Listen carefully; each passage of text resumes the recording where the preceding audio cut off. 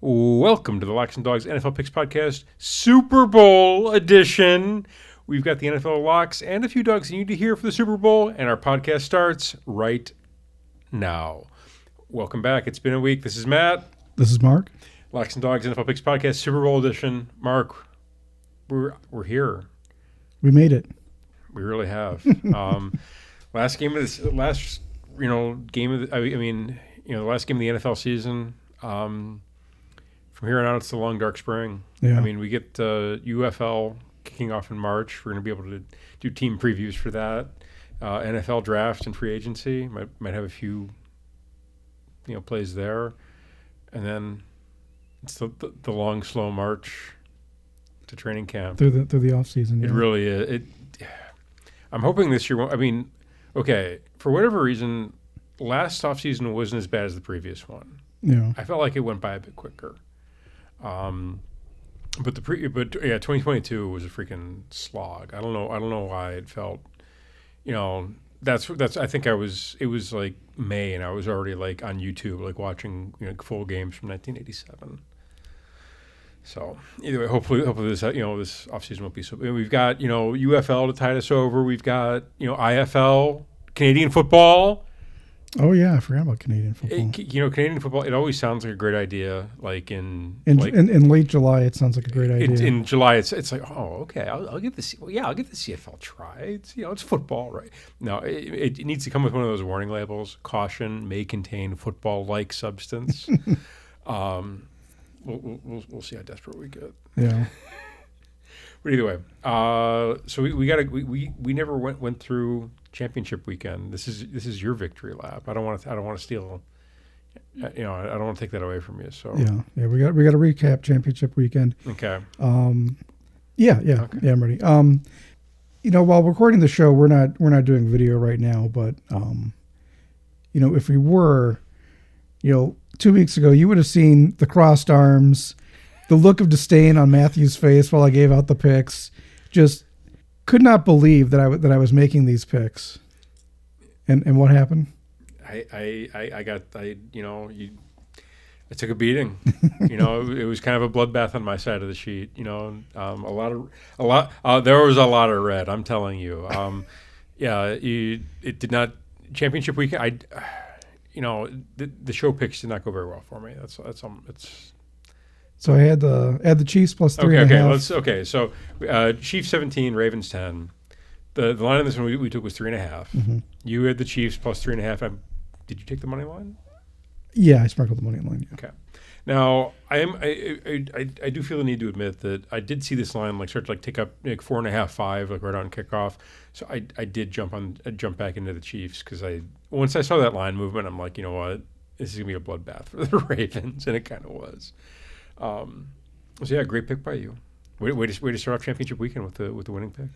The takeaway from that game is, how awesome a capper you are. Yes, you will give you. Yeah, okay. Here are your flowers. Well, that and I think it brings up a lot of questions about Lamar Jackson. Like, he was a guy that pretty much quit on his team the year before.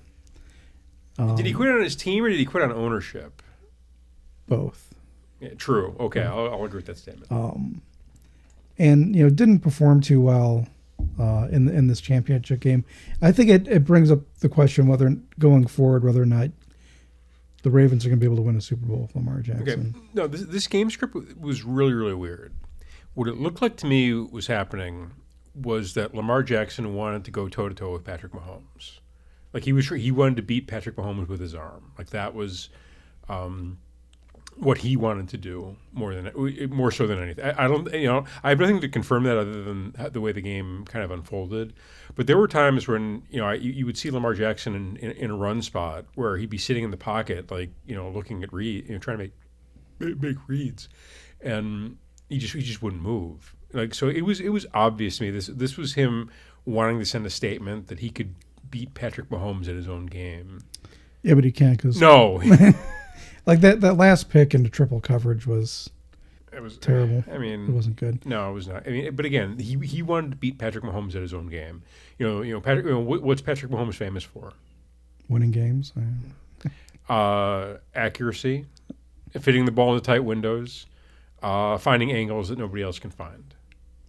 And Lamar Jackson was trying to do all three of those things like throughout the game. He did not want to. He was not looking to run at all. That cost him the game. The offense just couldn't function without Lamar Jackson being Lamar. If Lamar Jackson wants to be Patrick Mahomes, that offense isn't going to work, and it didn't. Yeah. So that was my takeaway. Was that Lamar Jackson wanted to be Patrick Mahomes at his own game. That was. It was pretty. It was obvious to me that was what he was thinking. And honestly, that's on the coaching staff. If I'm really thinking critically here, that's on the coaching staff. They got to be the ones that are going to Lamar. Look, this is how we got here. Why would we go away from this? Let's dial it back. Let's be yourself. Play your game. Don't try to play his. But I guess nobody on that coaching staff has enough of a spine to talk Lamar out of being an idiot. Yeah. After seeing that game, I begin to wonder how far the Ravens are going to go with Lamar Jackson. I think he's a great athlete. I don't know if he's, the quarterback that the Ravens think that he is. Maybe he isn't. But all right, any props you want to go over for this one? No. We hit. Okay. Yeah. So I hit a couple on those the Mahomes rush attempts. That one hit over 4.5. Mm-hmm. And I think that's the only one that I had that hit on that one. Okay, so moving on to the nightcap. Final was 49ers 34, Lions 31.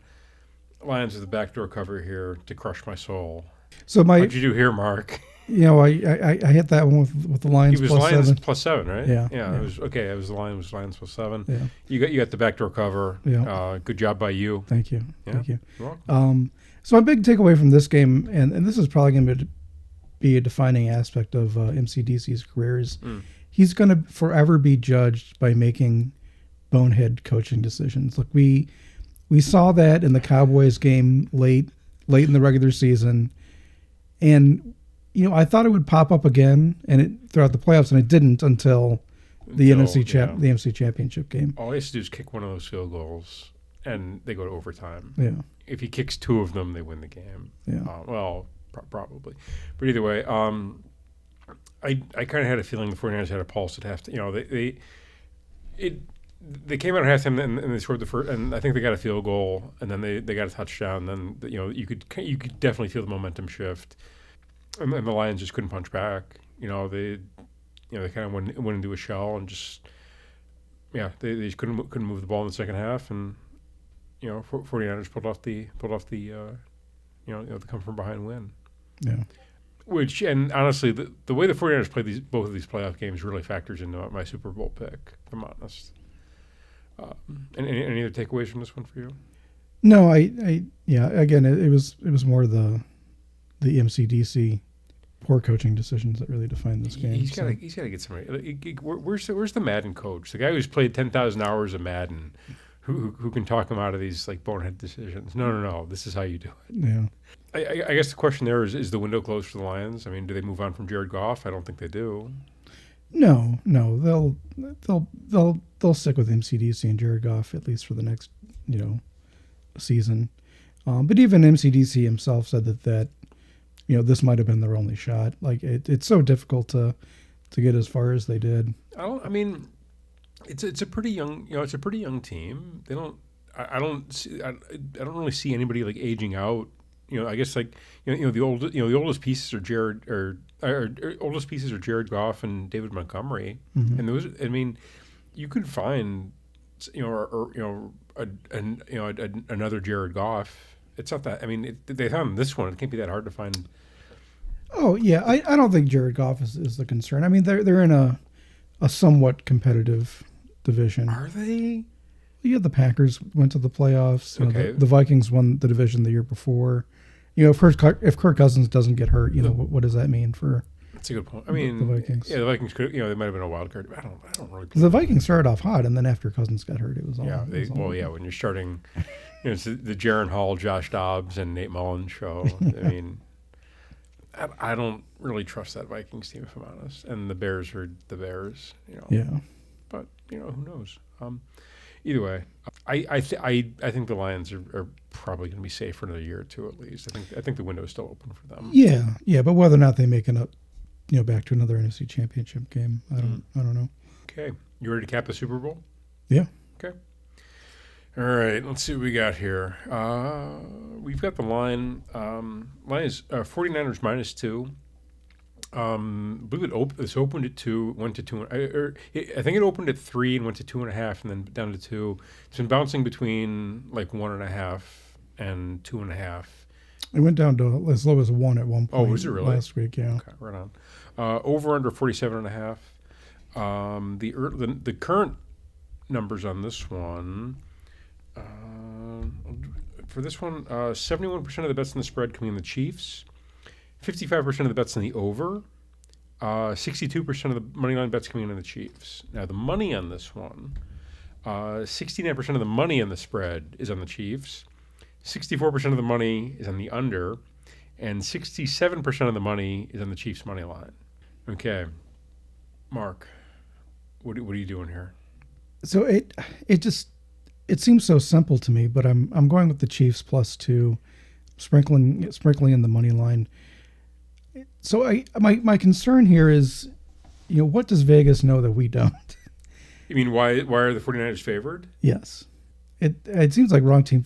I mean, this is it's like fading Tom Brady or fading Peyton Manning in the Super Bowl. Like I don't know. First of all, I do think the line is a bit stinky. Yeah. My thought process on the line is that if Vegas had the 49ers as the dog, I think the betting splits would be even higher, if I'm honest. Yeah. And the other thing with Brock Purdy, I mean, you have a guy that's had some success in the playoffs, but hasn't won a Super Bowl. I just how the 49ers are favored here, I don't really understand. I guess I kind of I mean, I think if you put the quarterbacks aside and just look at the rosters as a whole, I think the 49ers probably do have a bit stronger roster construction. If you go up and down the roster, yeah, that's true. Their receiving core is better. The receiving core, I think they also had a few more. I think their regular season record was a bit better, and they've been they were had home field advantage throughout the playoffs. I think that kind of factors into it. But yeah, I agree with you. I think it is wrong team favored. I'm on the Chiefs as well, and the money line also. Is there a case for the 49ers in this game? Like, my thought process is influenced by the way I've seen the 49ers play these last two games and the matchup against the Chiefs. Okay, we saw them struggle against Green Bay. They needed that game was way tougher than it needed to be for them. They should not have. They kind of played with their food with Green Bay. I feel like, and then next week they're down 20 points at halftime to the Lions. Mm-hmm. If they come out flat if they struggle against the Chiefs, the Chiefs are going to step on their neck. Mm-hmm. They're not. This isn't the way that offense works and the way that defense works. You're not going to see the Chiefs turtle up like the Lions did, and you're not going to see Patrick Mahomes make the same mistakes that Jordan Love did. So, I feel like that's how that's really the focus of how I'm capping this, is that I know the Chiefs aren't going to make the mistakes that the Lions and Packers made, and I think the 49ers have kind of shown that they're a bit vulnerable against against these in the playoffs here. They don't have home field advantage. I mean, it is a West Coast game. I guess that maybe factors into it as well. It's a West Coast game. Yeah. But it's it's going to be a Super Bowl crowd, so it's not going to be like super partisan. They're both going to be playing on a neutral site. In the Roomba in Las Vegas. But yeah, I don't. If you're putting together a case for the 49ers, what needs to happen? Purdy has to play well. He can't turn over the ball. Okay. McCaffrey has to have you have to have a crazy McCaffrey game. Yes, McCaffrey has to have at least 100 rushing yards and a couple touchdowns, more than 100. Yeah. But the thing for me is that the Chiefs defense has carried them in many spots throughout the course of the regular season. Yep. And when you compare it to that Lions defense, I think that they're somewhat comparable. Honestly, which AFC team would you say the 49ers are close? 49ers defense is closest to in terms of comparison. The Chiefs, maybe. I was thinking the Ravens. The Ravens, okay. Yeah. I think there's a big. I think those two defenses are kind of comparable. If you actually go up and down the roster and the way they're constructed, I think there's a bit of a comparison there. And we saw the Chiefs beat the Ravens, and we saw a not great quarterback kind of struggle against the Chiefs defense last week. So that's kind of where I was going with that thought. So Okay. So you need Brock Purdy can't turn the ball over. You can't get injured either. Yeah. Who's the backup now? Sam Darnold. Oh, so we could see. So there's an opportunity for Sam Darnold, Super Bowl MVP. Yes, there is. Interesting. All right. So yeah, Brock Purdy can't turn the ball over. You need the crazy Christian McCaffrey game, and the 49ers defense can't bend the way we saw them. I mean, we saw them have some pretty rough stretches, and where they were beaten was over the middle. After they had that after their safety went down. I believe it's a Samoan name. I can't pronounce it correctly, but either way, once he went down, the defense really wasn't the same over the middle. So I think that's one of the areas that the Chiefs can kind of take advantage of with either Kelsey or Rice over the middle. So or Kadarius. I mean, also Kadarius Toney, Mecole Hardman, and Marquez Valdes-Scantling need to do at least 5 stupid things. I'm talking run the wrong route, drop a ball, fumble. False start. Penalties all over the place. It is worth noting in that championship game that Kelsey probably had one of the better games of his career. He was, flying around, catching everything that was being thrown to him. So in order for the Chiefs to win, Kelsey has to have a similar game also because he's obviously the best receiver that they have on that team. Yeah. I mean, if I'm honest, it's not a great matchup for him, but I guess it's going to be played on turf, so it's not great for him. Guys tend to be able to move around a bit quicker than they can. You can cut a bit faster on turf than you can on grass. So, it's not the great. It's not the ideal spot for him, but I do think he'll be able to get loose once or twice. So. Yeah. And also, we saw the Bills. The Bills. The Chiefs had to go into hostile territory not once but twice. To get here. So. They had the Ice Bowl against the Dolphins, the Dolphins that could not get on vacation fast enough. Yeah. And then they had to go to Buffalo and then to Baltimore to get here. So again, they get this. They kind of have that that battle tested. They've had to win on the road twice, back-to-back weeks. And the 49ers, they had 2 really mediocre games that they probably could have lost both those games pretty easily. And I just don't see this Chiefs team making the same mistakes. So that's really where my cap goes. Is at here. I don't see that.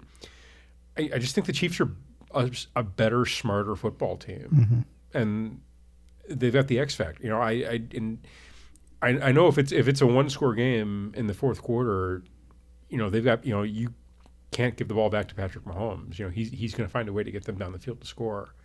So, give me the Chiefs and the points. Yeah. I don't. I'm a bit concerned that this is so easy to cap.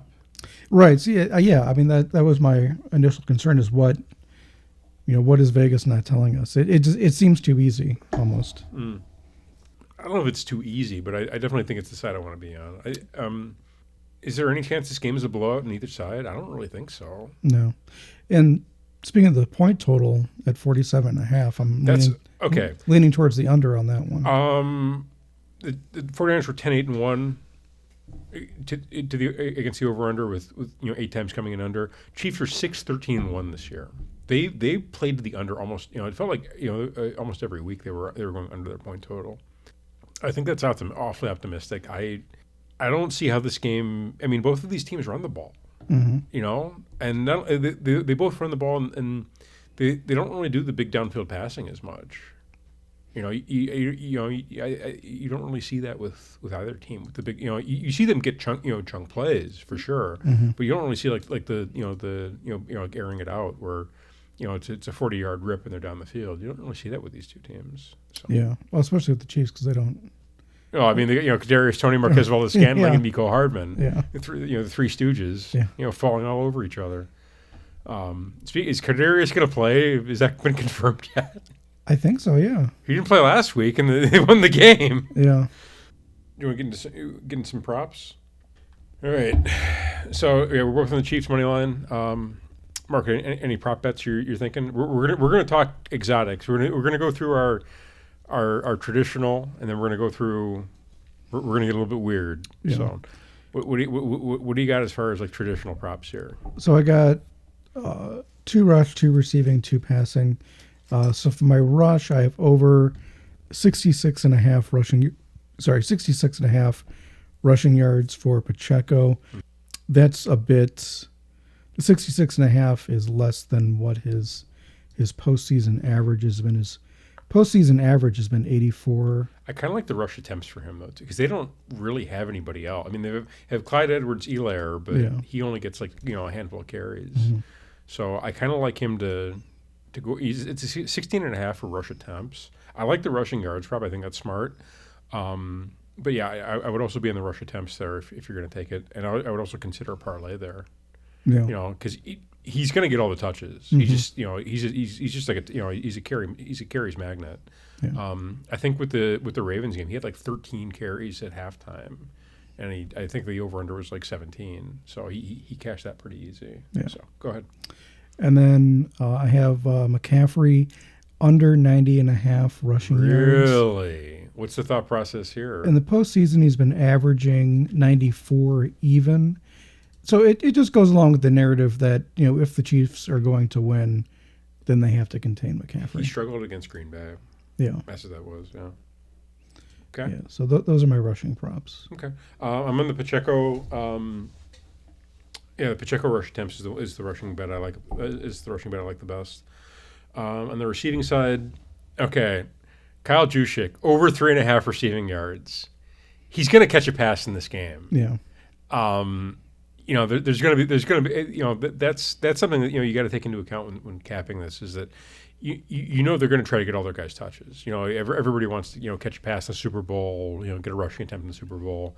So he's going to touch the ball. At least there's going to be at least one pass to Kyle Juszczyk here. They're going to have like one play, and it's probably going to be like a 10-15 yarder out of the backfield play where they hit him. So.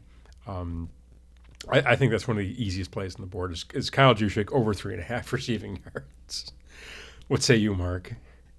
For receiving, I have Brandon Ayuk under 62.5. Really?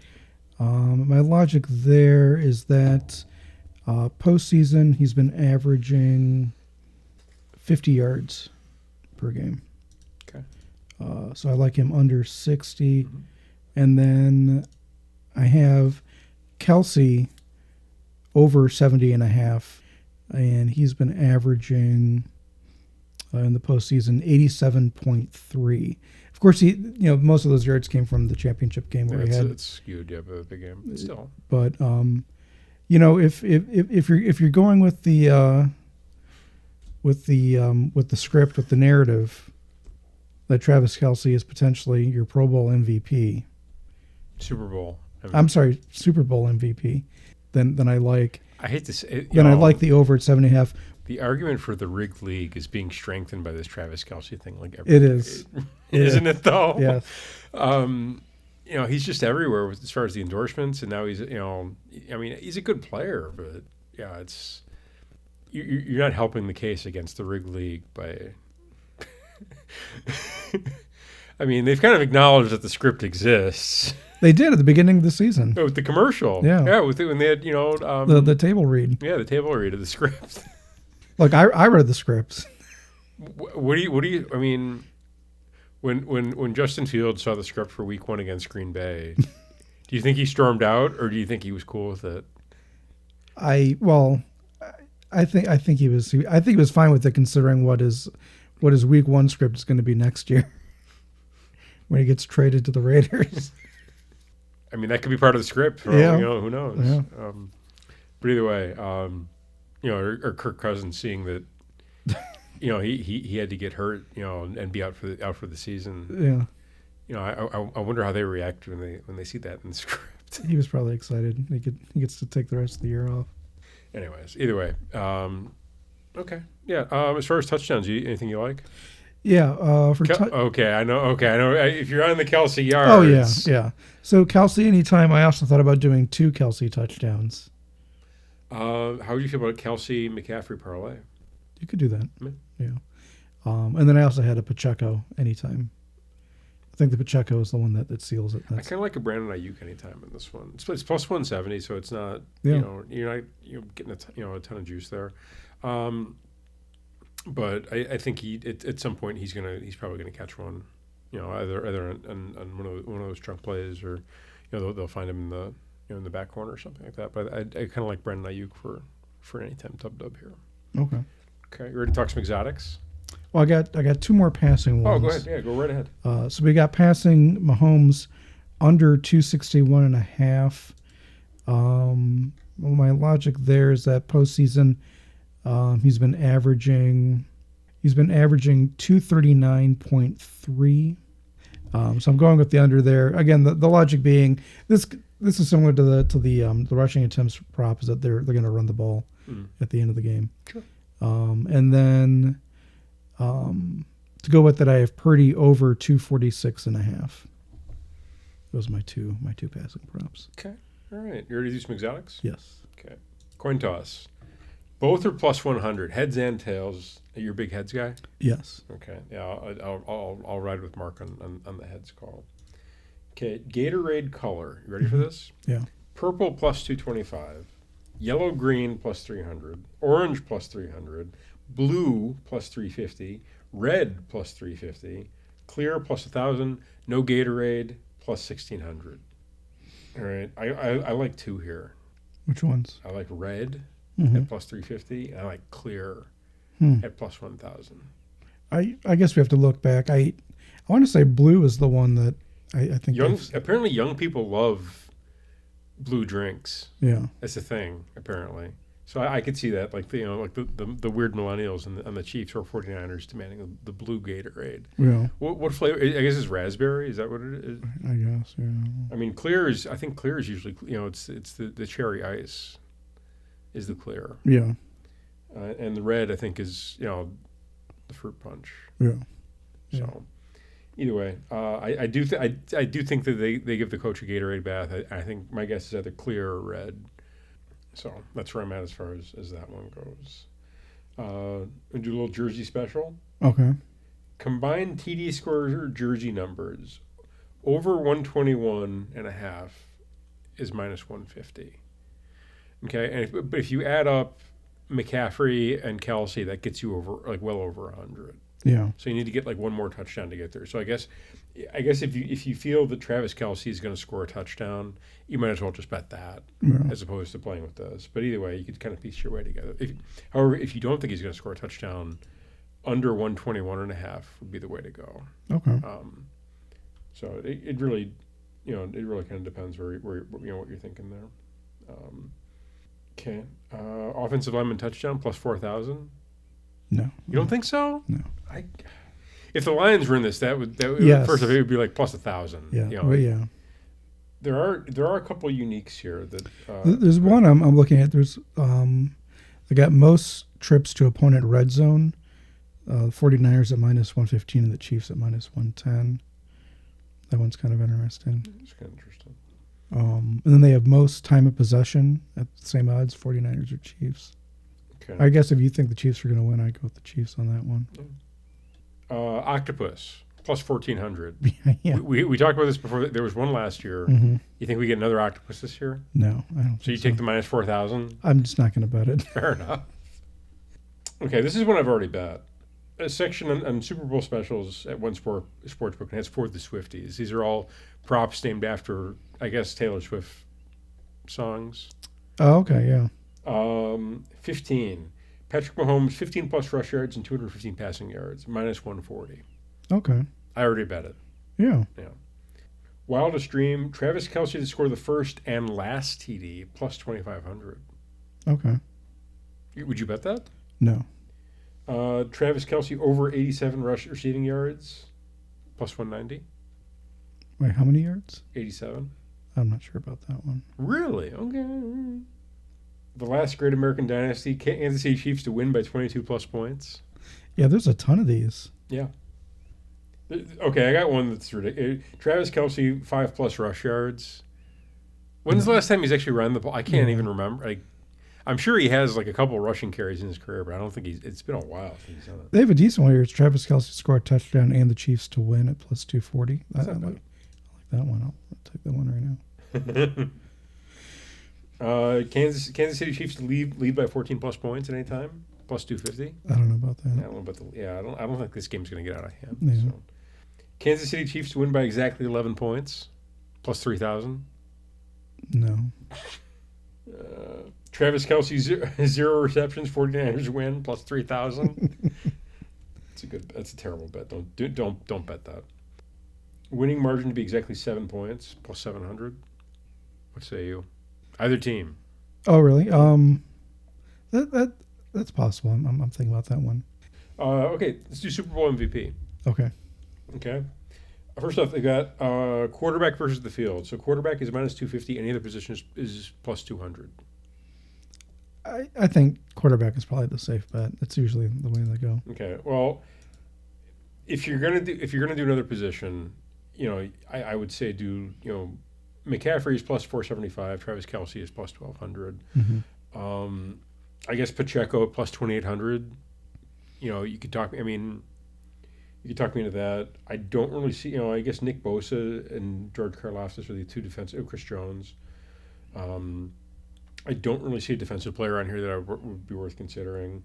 Sam Darnold is plus 20,000, 200 to 1 for Sam Darnold. You put $1 on it. I put $2 on it. Kadarius Toney, is he on here? He's got to be. Marquez Valdes-Scantling is plus 25,000. So it's even higher for Marquez Valdes-Scantling than it is Sam Darnold. Should tell you all you need to know. Yeah. I don't see Kadarius on here. Or Mecole Hardman. Oh, there's more. Wait a minute. No, I'm not seeing. Oh, Kadarius Toney. There he is. Plus 50,000 for Kadarius. Taking that bet? No. Okay, first play. This is always a crowd pleaser. Or maybe first to happen. Let's see what this is. I guess not. They don't have the first play. I'm not seeing the first play prop. I got first play from scrimmage to result in a first down. Yes is plus 340. No is minus 475. I would take no. First play from scrimmage to result in a sack, plus 1,600. First play from scrimmage to result in a safety, plus 20,000. We got somewhat breaking news. Oh, no. Andy Reid non-committal on Kadarius Toney's status for Sunday. Secret weapon. Got to keep it under wraps. We'll see. He's been practicing. We'll have to see if he's up. All right. He did score a 5-yard touchdown in last year's Super Bowl. Both teams to complete their first pass attempt, yes or no? I would say that's when I would take for no. Yeah. Both teams to complete their first pass. Yes is plus 100. No is minus 120. Give me the no. We've broken down the Super Bowl. We covered just about every angle you can think of. Anything else you want to cover for this one? No, I think we're all set for the Super Bowl. All right. In that case, this has been the Locks and Dogs podcast for the Super Bowl. Check out locksanddogs.com for the latest in gambling picks and news. Hit that subscribe button to get notifications for the latest episodes, and please leave us a review. We'd love to have a 5-star. We'd love to hear from you, and we'll be seeing you for the UFL season. We got to do some breakdown. I think we're gonna do some team breakdowns, team predictions. Go through the rosters, break it down for the people. Maybe the draft. We'll see about the UFL. See about that. All right. In that case, for Locks and Dogs, this is Matt. This is Mark, and we'll see you at the UFL season.